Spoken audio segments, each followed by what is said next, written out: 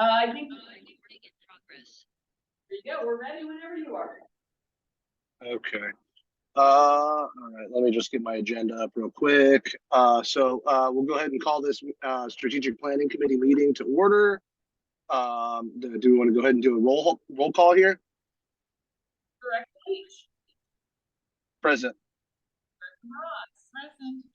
And staff present as well. Awesome. Do we have any public comments? We do not have any public comment on Zoom. I received nothing via email. So no, we have no public comment. Awesome. If anybody comes online or shows up and has any comments, we'll go ahead and address their comments on the specific agenda item when we get there. So go ahead and close public comments, and we'll start our discussion items with a review of the 22 and 23 strategic plan. Okay. We don't have that on the agenda. So we've got the revision. Oh, am I looking at the? I don't know, because I have your agenda too. The one that's printed out. Oh, I'm looking at the unrevised. I apologize. I apologize about that. Sorry. Review of the 22-23 strategic plan. Sorry, Bill. No worries.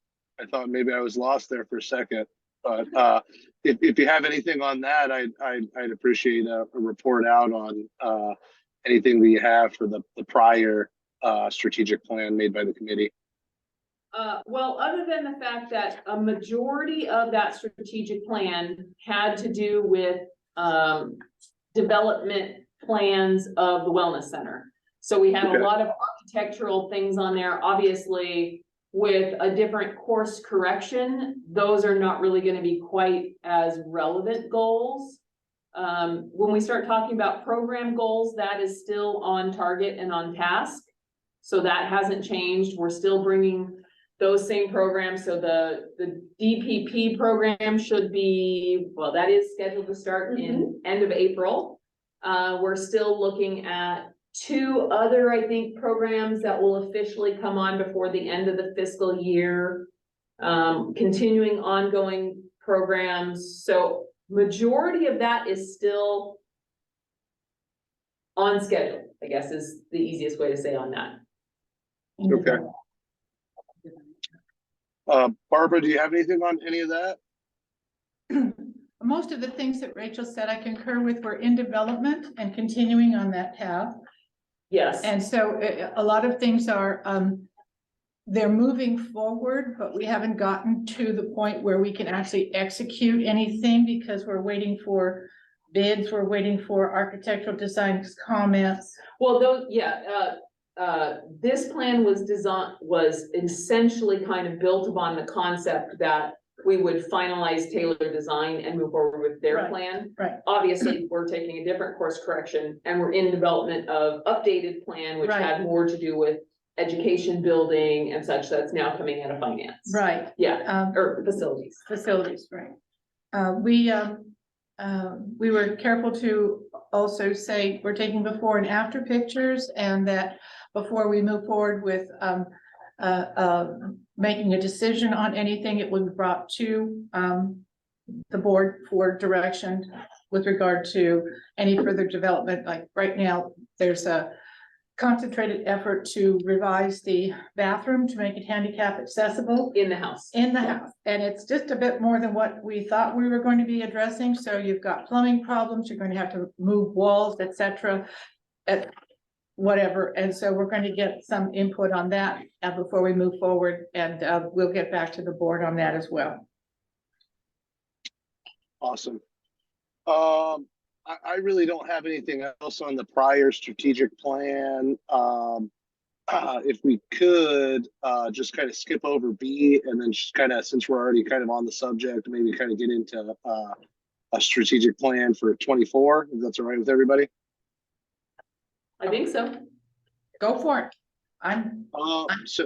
So I just wanted to kind of bring this up to kind of start brainstorming some of the different programming ideas that we have. Obviously, the facility is a big part of our strategic goals for 24 going into 25.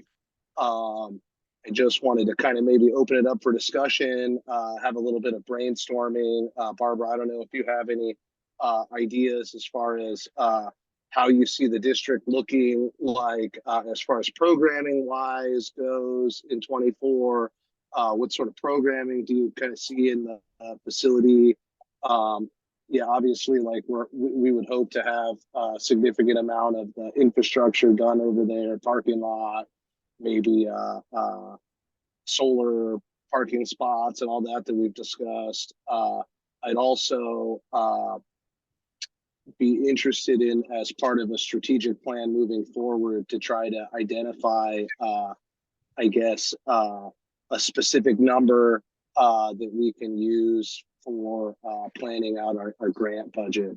You know, I think as a whole, it'd be good if we had a strategic idea of how we would like to utilize those grant funds. And obviously, in the last couple of years, it's been a little bit up and down, and it's been a little bit different just with everything going on. But one thing that I would like to see would be, you know, the board kind of coming to an agreement on a specific number so that we can kind of go into budget each year, kind of having an idea of what we're doing, and kind of just, I know Rachel has been kind of updating some of the financials and stuff. I'd kind of like to strategically upgrade some more of the processes there. Barbara, do you have any ideas or anything that you're interested in seeing from the district for 24, 25?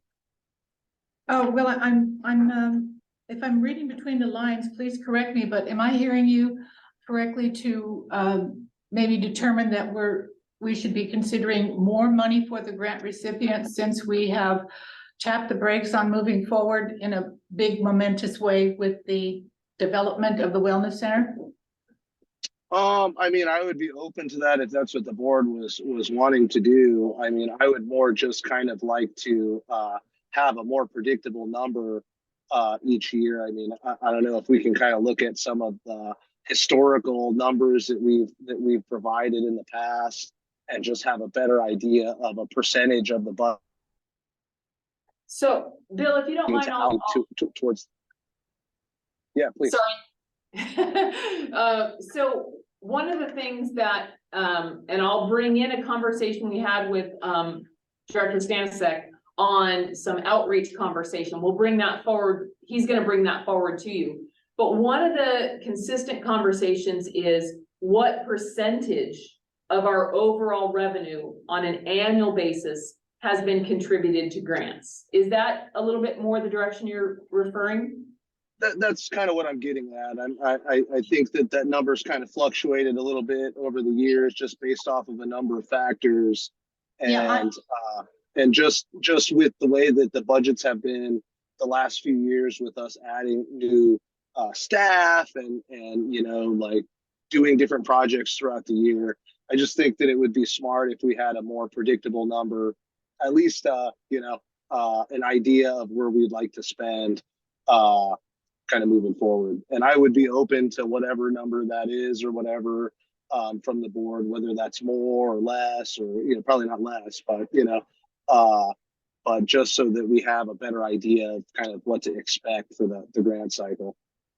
Sure. And so I'll let you know that historically, taking in our ups and our downs, we're usually about 30 to 40% of our overall revenue since about 2000 has been provided over to the grants. Now that exact dollar amount obviously has fluctuated, but for the most part, that has been a fairly consistent. We had some different ups and downs right after the closure of the hospital. We saw an up, and then we had a little bit of a leveling.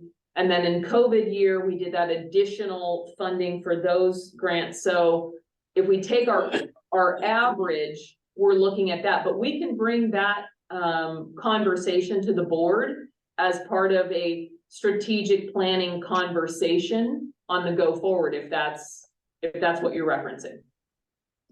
I'd be interested in that. Barbara, I don't know what your thoughts are. I think we've been, with the last couple of years, we've gone between 500,000 to up to 900,000 Well, in the grant, It, program. at the highest, we've been at 1.2 that we gave away That was in the last, before COVID. I can't Yeah, recall. I It's right around that Yeah. time, but I can bring all that data forward pretty easy. Yeah, I understand what you're saying, and my concern would also be that, we do everything that we can to ensure our financial holdings that we have currently in, what financial institutions that we have, be secured, because, things are looking a little rocky right now. And it might be something for the board to consider, along with the finance committee, to look at where we have our major, dollar amounts, and see if we want to do some strategic moves to protect ourselves. It's just a thought. I think that actually, Barbara, there's already some stuff in the works. Rachel, were you able to send that email? Yeah, I did send out that email, and I had an opportunity to talk to, Director Brown about that. So we'll be making that change, tomorrow, where we'll be transferring a number of funds out of the checking account into our LAIF account, which we know is more than stable and secure. And then we will bring forward to the April Finance Committee a conversation around our overall banking as well as our investments. So Barbara, to your point, we will be looking at that and Okay. what all of those options are. And that will probably lead into what might be a timely conversation coming from public engagement as well, is having another dedicated strategic planning workshop for the board that is truly about the strategic plan and less about a specific task like our last one was. Right. And then that way the finance piece, the strategic goals for the year, as well as a hopefully longer term plan and less a task related plan. Okay, I would also like to consider, or have the board consider, revisiting some type of a wellness fair, some kind of a health fair in tandem with the community outreach program information that we're getting back from our fellow board member in Zone 1. I know we have been interacting with our different grant recipients, but in the past we have had health fairs, specifically health fairs related, and the grant recipients would come and have a booth or a demonstration of what they do, as well as other vendors that were healthcare providers in the area, like the pharmacies and the clinics, etc. But it was an opportunity for the community to come and check out the resources that were really available. And it was all free, and they handed out little things for blood pressure and get your information about the various programs, and like the health department would come and talk about certain things that you needed for immunizations that year, special issues that were being dealt with Department of Health and Human Services, like with the right now fentanyl is a big thing, and I really feel that if we have a program like a health fair or a wellness event or an Easter healthy spring fling or whatever, we have information available to the community and some things specifically directed to our youth, because our youth, they need to be educated in a friendly way and make them aware of it, because I don't think we're giving them enough credit, but I also don't think they have enough information available to them. So if we can just promote the fact that we do have this, we've got, the clinics, and we've got all these programs, and we can interface with the high school, that we're friendly, the youth are welcome here at the Wellness Center, because our youth are tomorrow's adults. And part of the current strategic plan had two signature events that we would try and hold. One of them that we're actually working on is, it's sort of a health fair, but it's built on this idea that it would really focus on a general community event to bring together those providers. Right. So that is that is part of the ongoing plan. The idea was not to do it originally during the spring or this early part of the year, Mhm. because again, that plan had been built around the concept that we would be potentially in construction. So Right. we'll have to readjust that timeline, but we can bring the timeline and at least the sketch of that event Yeah, to this upcoming workshop. yeah, Yeah, I think that'd be a great idea. Yeah, I would definitely agree, and maybe if we could throw that on the committee agenda for the public relations and government engagement.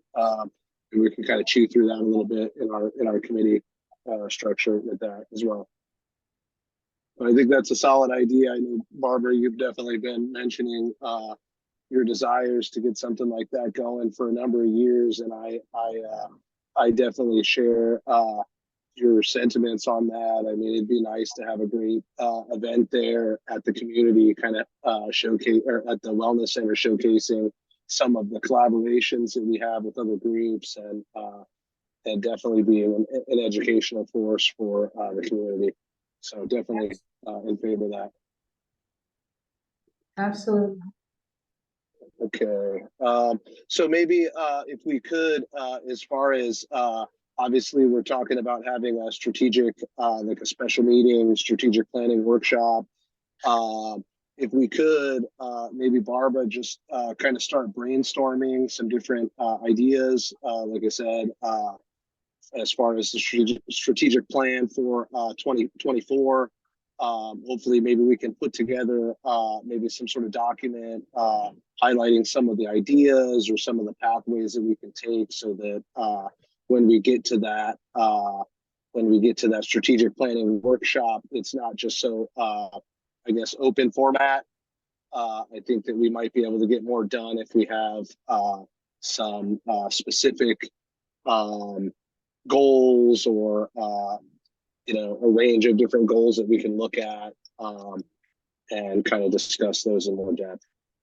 So I'd be open to hearing anything you got on that, Barbara. Feel free to shoot me an email or whatever. do you want me to forward you both the Word document that we framed the last strategic planning document on? That way you can figure out if you want to keep the same categories Sure. or something of that Sure. sort. Would that be helpful, Yeah, Bill? that would be great. Sure.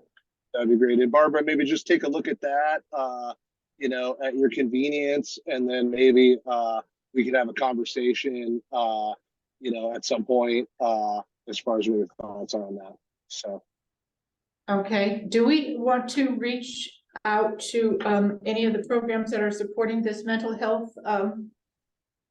And we have a current mental health program at the facility. Is it not specifically for adults, or is it tailored for all age groups? Do you know? The mental health first aid program? Mhm. Yeah, it's for adults. For adults. For the most part, but adults has been like a mature 16-year-old and older, so it does Okay. cover some teens. We've talked to the high school about trying to implement it, and it's a little bit more with teens. It's a little bit more complicated of a program or to have in the schools. But we have initiated conversations about that. And then the other mental health, we have a lot of support groups that meet there too. Yeah, we used to have a lot of interaction with Mike, was it Mr. Stark from Mental Health Services? He used to come out with They the. were a grant funder, but they haven't applied in the last few years, so I'm not sure what they're doing anymore. Most of his had to do with the youth advocacy Right. coalition, the kind of a just say no and an option Right. for kids. But we haven't seen them around for a couple years now. Yeah, I'm just wondering if Yeah, there's. I think if I could, I think Ron was having some issues getting a group started in Fallbrook. I think a lot of the kids that they had come out to some of our events and to Albertsons and stuff. I think that was mainly their Vista chapters coming out here. So I know that was one of the issues. Okay, But yeah, I think that maybe they have a bigger chapter out there, whatever. But I mean, I'd definitely be interested in, partnerships with stuff like that. Just a quick question, Rachel. A number of years ago, we funded a grant for the high school to I think it was like $40,000 for like a counseling wellness sort of room there at Fallbrook High. I'm just wondering if we've had any sort of conversations with them on that, or we have anything in the works with them, or we just kind of just funded that and they're doing their own thing over there. So they do have their wellness center room over there. Mindy Katahara is still involved with the wellness center. They struggled, let me go back history wise. In 1920, which I think is the last time, I know that she struggled getting 1920 or 2020. in fiscal year 19, Okay. 19 and 20. Okay. Yeah, in fiscal year 1920. She struggled with the high school district being able to support what they were doing there because of the way their internal bureaucracy. The program, as far as I know, her wellness center is still up and running. But as far as what that program looks like specifically, and I don't think she's been at CCHW for a while. So, I mean, we can reach out to them. We know that the high school can be a bit of a nut to crack. Is But that I know- because of the staff there, or is it just hard to get in contact with somebody? It's their infrastructure. They have a lot going on. So when we come at them with resources, or do you just want to tell them what? I don't need to talk for you. Yeah, some of it has been changes in staff has been part of it. The other part of it is I think their priorities, are on the big picture education. And so it's harder to get attention with these things. We have met with the superintendent regarding CPR training for coming into the schools, as well as mental health first aid. We've had meetings with the director of curriculum and of student services, and then it just kind of stalls out. I actually saw them, they both came, they had a change, there's a new person for student services. And the director of curriculum came to CCHW today and looked, when she saw me come up, was kind of wide-eyed because she didn't really have, they haven't really moved forward on those things. But it's, on their radar. I think it's gonna take time, to take a little bit of time and repetition. Yeah. Sure. Well, I think that's definitely somewhere where we should kind of try to put some of those efforts for sure. Especially with the kids coming through COVID and all the mental health challenges that they've had over the last few years. I think it's definitely one of those areas where we should try to lean in a little bit and work to develop some of those relationships so that when we get into the wellness center, like kind of full time, we can kind of hopefully get some programming out with some of those kids and the younger families here in the community for sure. Good deal. Okay, well, if you don't mind, I'll let you know, I had lunch with Allison Barkley Monday, with Allison Barkley from Boys and Girls Club, to kind of talk about where their status is with the teen center. Yeah. I think that might be one of our best options, instead of us trying to duplicate something that we know Boys and Girls Club can do really well. Trying to find out ways that we can maybe support them with that property. What they're hoping to do right now, the feasibility study came back nearly 100% positive that the community would love to see a teen center for Boys and Girls Club. The property that they really want to develop that on is currently the ball field right next to them, which is owned by North County Fire. North County Fire would actually love to sell that property. Obviously, they have to go through the government surplus property process. The money to purchase that property, Allison is working on a capital campaign for that. They're also going to be leaning a little bit on the county to see if the county will purchase the property and then perhaps long-term lease it, something of that sort. So my conversation with Allison was really, what programs could the district offer support that isn't gonna be duplicative of what they're doing?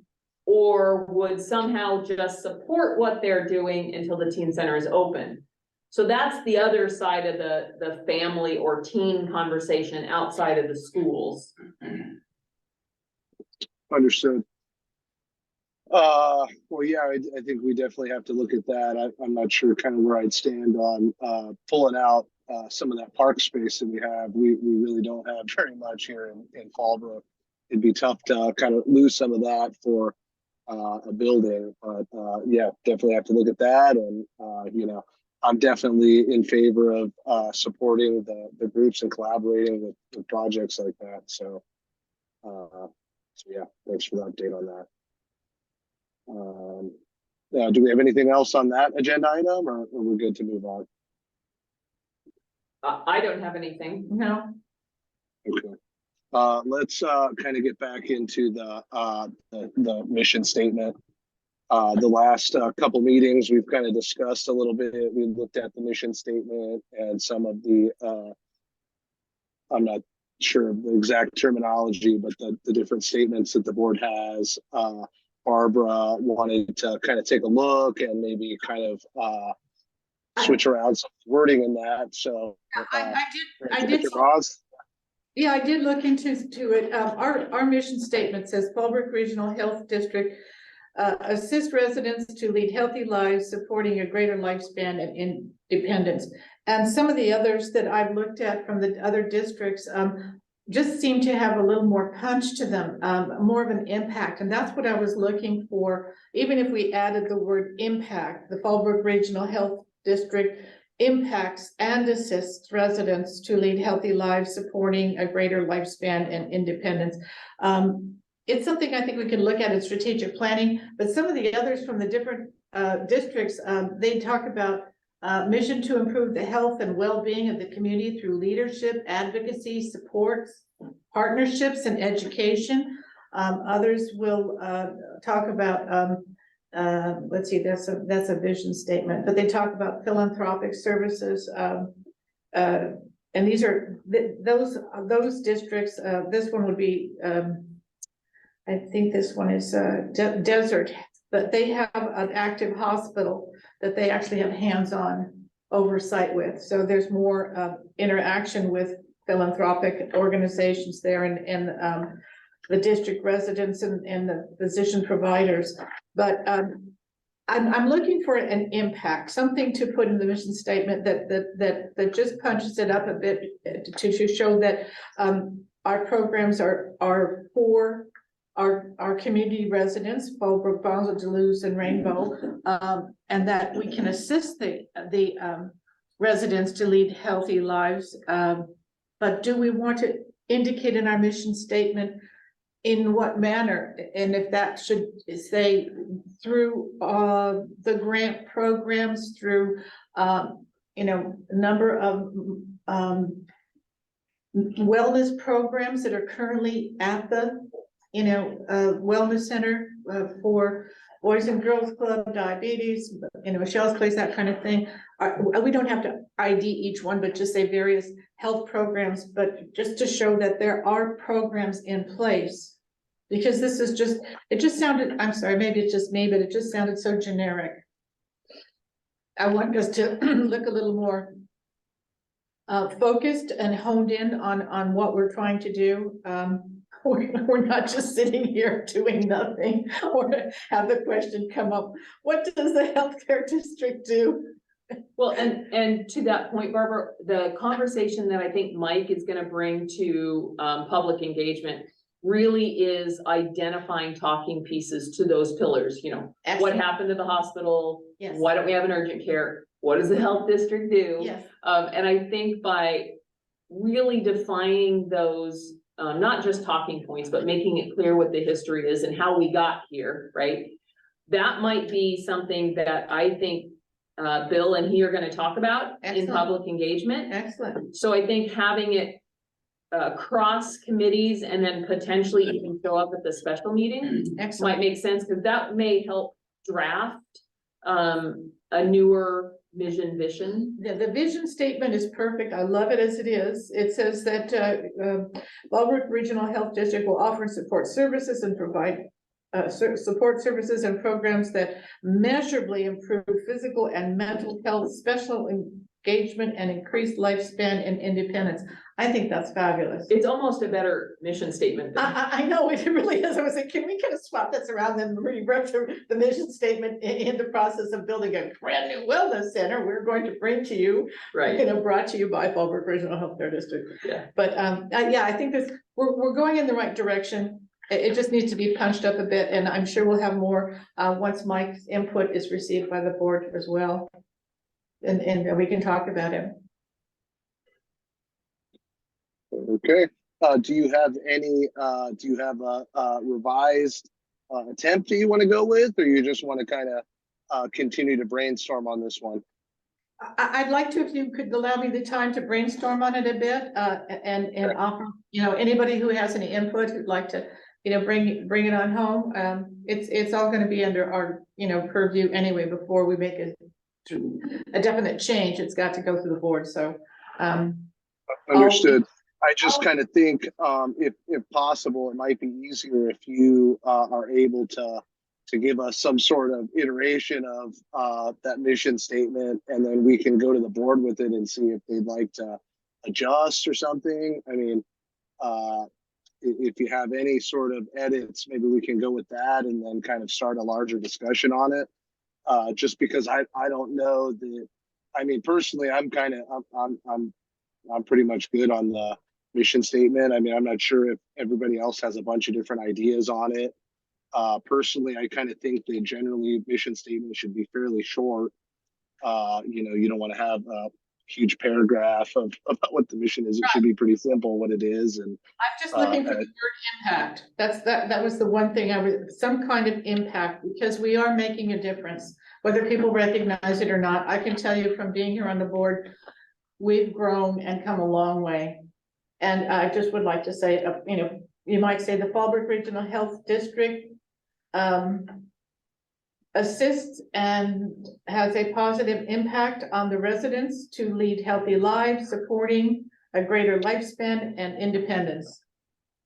That's just one or two words more, and it kind of punches it up a bit. okay. Well, maybe if you want to put that in writing, maybe we can take a look and go from there. I don't know if Okay, I'll get that to them. Yeah, if you have something together, maybe you can get that to Rachel, and we can kind of maybe if the board wants to take a look at that at the next meeting or something, I'd be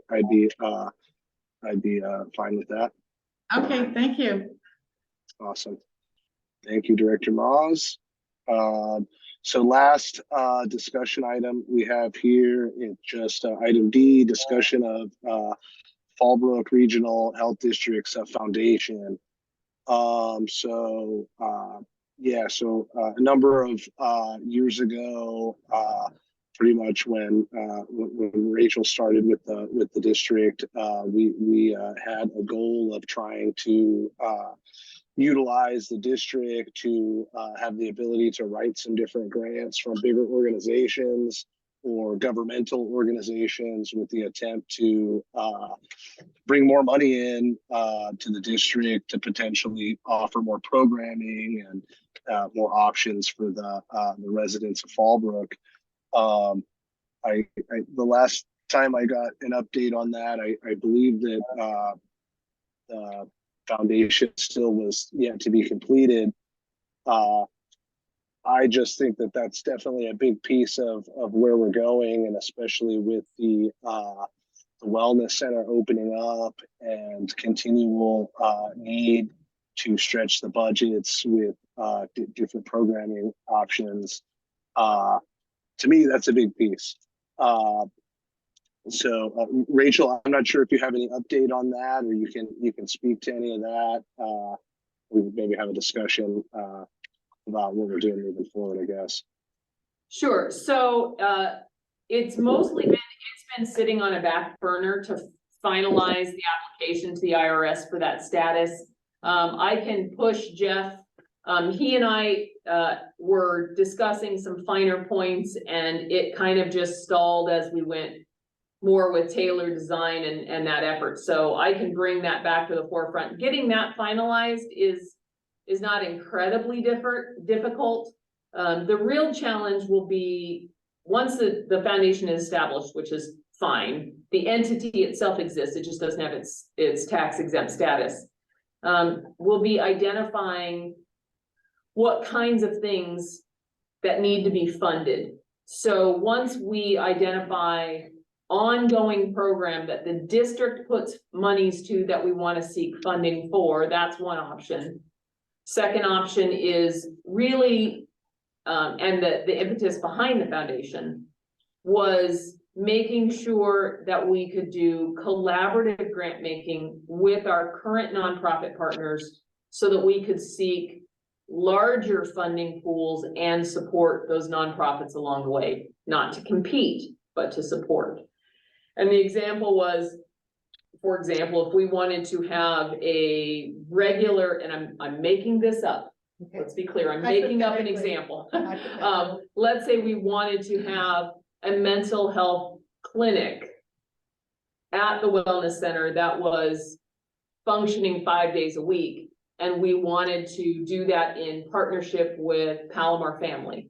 Let's say we couldn't afford to run that clinic ourselves and they can't afford to do it on their own. But let's say the two of us come together and we put together a grant to California Health and Human Services, or we go after federal Health and Human Services money so that it can be a free service. That foundation allows for that kind of collaboration better than our district governmental structure does. So that was a big piece as far as the expectation of what that foundation could support.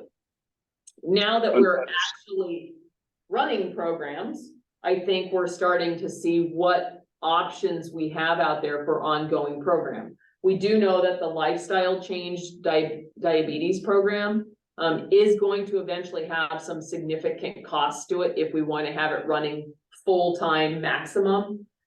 So that could be a strong program that we could eventually shop around for grant funding, because no one else is doing that program here for the same cohort we're hoping to touch. Understood. Just a question. Did Jeff set up Desert Healthcare District with their foundation, or was he involved in that process? I don't know if that preceded him or if he was involved in it, but I think he probably did set it up. I know that he was here at Fallbrook and part of the team back in 70 whatever, when Fallbrook's first foundation was organized. Right. Okay. He has a different mindset. When that first was organized here, the health district board and the foundation board were not the same people. Correct. And that eventually led to a schism and a challenge. Right. Which is why when we reconvened to reset up the foundation, the district's board would serve as the foundation's board so that you didn't have competing interests and they would work in tandem. The foundation that we had at that point in time, early on, was like the place for the disposition of funds that were left to the hospice entity. We had hospice and home health, and those people that were in hospice would often make a donation in memory of those family members who had departed, and it would go to the foundation. And I believe what had happened was there was a significant contribution that was made, and the hospital was challenging it because of their active participation in the end care of this patient, and it also involved a lot of help from the blood bank, from the Red Cross. And so in order to keep it on the up and up and keep things from going sideways, it was agreed upon that they would take that large donation and they would divide it into thirds. So the Red Cross got 1/3 and the foundation got 1/3 and the hospital got 1/3. But that was, that foundation that was set up at that point in time was specifically for donations that were made to the hospice entity that was running at that time. But it's all gone away now, so we don't Right. have that. Right. Understood. Yeah, I definitely think that, as far as I'm concerned, it was definitely a big goal for me, probably 4 years ago. So, I mean, I would definitely be in favor of trying to, kind of reignite some of that conversation and kind of get some of that going, because I definitely think as we continue to grow and utilize more programming and collaborate with different entities out there, I'd like to have the flexibility to be able to, to do some of that if it comes up, so I would definitely be in favor of, kind of moving that forward. I don't know if the board needs to do anything or. So, actually, I can just elevate the priority of that, and try and put it a little higher on my docket, and then I'll follow up with Jeff. And maybe he and I can get that filed pretty quickly. Once it's filed and it's sitting at the IRS, you're at the mercy of typically 6 months-ish. I haven't looked recently, but that's usually what it's been, about 6 months before they'll get to it, sometimes a year. FYI, this year, they're extending the filing of your taxes until October. It's such a different division. Okay, It's all, yeah, it's still not gonna be easy, but filing that shouldn't be that difficult. Once it's official and filed, we already have the EIN, that doesn't change. It just allows us to then have that charitable component. Yeah. It's not like we're gonna go out and fundraise and immediately start trying to bang down the doors for donations. So once that's filed, it's really a matter of the board deciding how or when charitable dollars could go to it, and how or when, if we're going to go out and seek grant funding, we have to figure out, first of all, what is it that you think you want to fund, and then finding, program costs that go with that, and then looking to funders who might fund that. So that around programming makes a ton of sense. We just have to get programming finalized, or it will never probably be finalized, but solid enough that we have a history and a need to fund it. I think that our medical groups that are here in this community need to know that we are willing to work with them in the wellness concept, because they have dollars available in their payment arrangements for wellness programs. So rather than sending, et cetera, I know, just, I've been there. So I'm giving, Bill, you can't necessarily see me, but I'm giving Barbara the side eye. The medical groups, while they may have funds on paper to do that, we know how difficult it is to get them to encourage their patients to engage in that. There's probably better ways we might be able to support it. I'm not sure. It's simple. It's not going to be a cost to them. If we have. Well, and I'm sorry to cut you off. For the diabetes program, I will absolutely tell you, Teresa has had tremendous feedback from our physician groups, because they don't want to deal with the diabetes patients. They want to send the diabetes patients somewhere else. Right. Even though their medical group, their insurers are supposed to pay for it, they don't want to do it. They don't have time. So they'd much rather send that person out. One of the things that we're working on, and Teresa and Bianca are organizing it, and the board will hear about this in April, is when that DPP, diabetes prevention program, is up and running, and there are fees and this is and that's, there are mechanisms and costs and things that will be brought forward. It's much more complicated than some of our other programs. It's much more entailed. Oh, I'm sure it is. So I'm sure it is. It just drives me crazy that I know when they have the reimbursement matrix, certain dollars go to different categories like transportation and wellness programs. And to try to get those you know, Yeah. dialed in. They don't want to deal with it. They don't No. want to deal with it. And it's there. It's like, Right. I'd like to bill you for the transportation to these people coming over. We'll tell you what, we'll make some kind of arrangement and have like a little shuttle or something. I mean, work cooperatively with them. But the parent company, the IPA, is what gets in the way of the local providers delivering that wellness care to the community, because the IPA says you have to use our network of ancillaries, and they have to go to Escondido. Well, that's because the low-cost leader over there is giving us the good guy price on that service. Right. I mean, the Foundation for Senior Care has their caravan program, right? They already have tried, and Patty is doing a good job over there of trying to get into the reimbursement for those transportation dollars. And It's a nut to crack. it's a nut to crack, and they own the vans and they have the drivers and they're already driving those people. So the fact that the medical owner doesn't want to pay that out, the insurance doesn't want to pay that out, that's a huge systemic problem, obviously. It always has been. Yeah. We'll keep on trying, keep plugging away. But I'll bring the foundation paperwork back to priority. It is buried probably 3 or 4 projects deep in my desk, so I will bring that forward to get that finalized up, and then we can start having programming conversations as those come forward, those that have a budget component to it that the district would maybe like to have partnerships on, or partnerships and philanthropic funding. Those can start to be fleshed out. Okay, and when would you like to consider having this workshop, the strategic planning? I mean, I'm saying get it on the schedule as soon as you can, because Well, so April, we already have the grant. And May, we have public forums. So I would venture to guess maybe after the public forums, so late May makes the most sense as far as trying to fit all the, because we'll have the grant data by then. We'll have any potential information from those public forums, and that may be of interest not only to public engagement, but to strategic planning as well. Does that make sense, Bill, for you as well?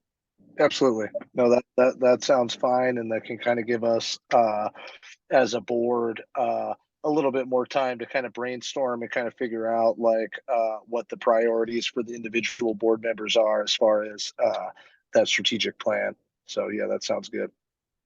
okay, so kind of workshop in mid-May. Okay, the only potential challenge to think about in that is the fact that we are already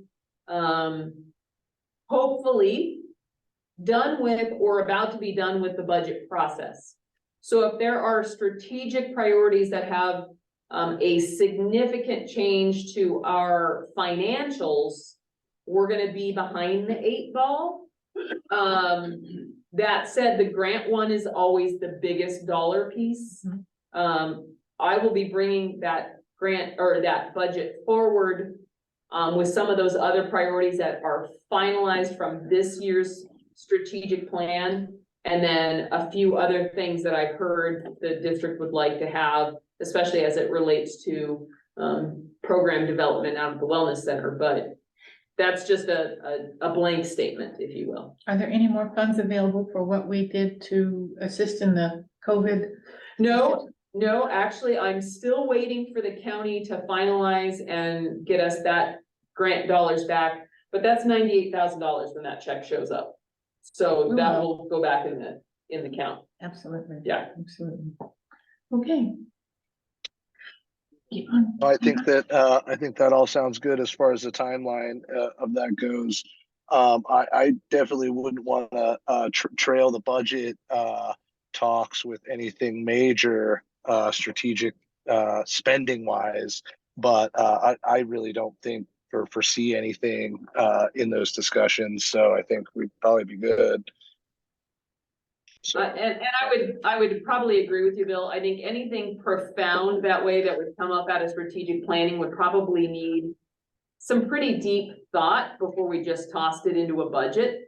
And so then having it for the 24-25 budget year would give us time to understand the true scope of what that project might look like.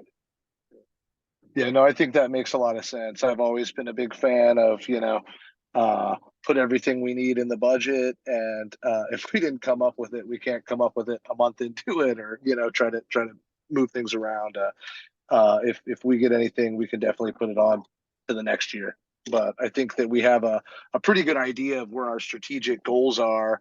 I think that we just need to kind of I guess maybe dictate priorities and make a for sure written list that is accessible for everybody to look at and refer back to, and that way when we're trying to accomplish something, we can constantly go back to if it's helping us achieve those strategic goals.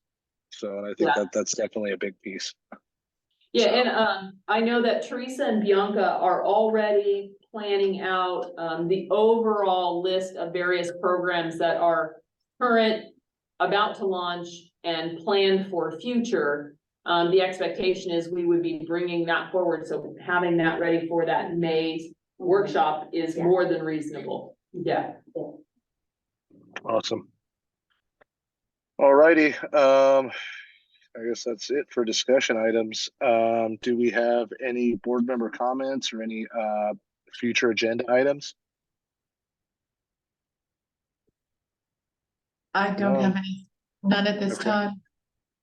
Awesome. Well, thanks everybody for the meeting and for putting everything together. Said sorry I couldn't be there. I'm a little bit under the weather here today, but I appreciate everybody's patience, and we'll go ahead and adjourn the meeting. Thank you, All Bill. right, thanks, Feel Bill. better. I appreciate it. Yeah, I'm gonna get in my bed right now and get some rest. So thank you, and I'll see everybody here next week. Awesome. Thank you. All All right, right, see you thanks. guys later. Bye-bye. Took too long trying to get out of there. Pretty itchy, my giddy up. I know what you mean.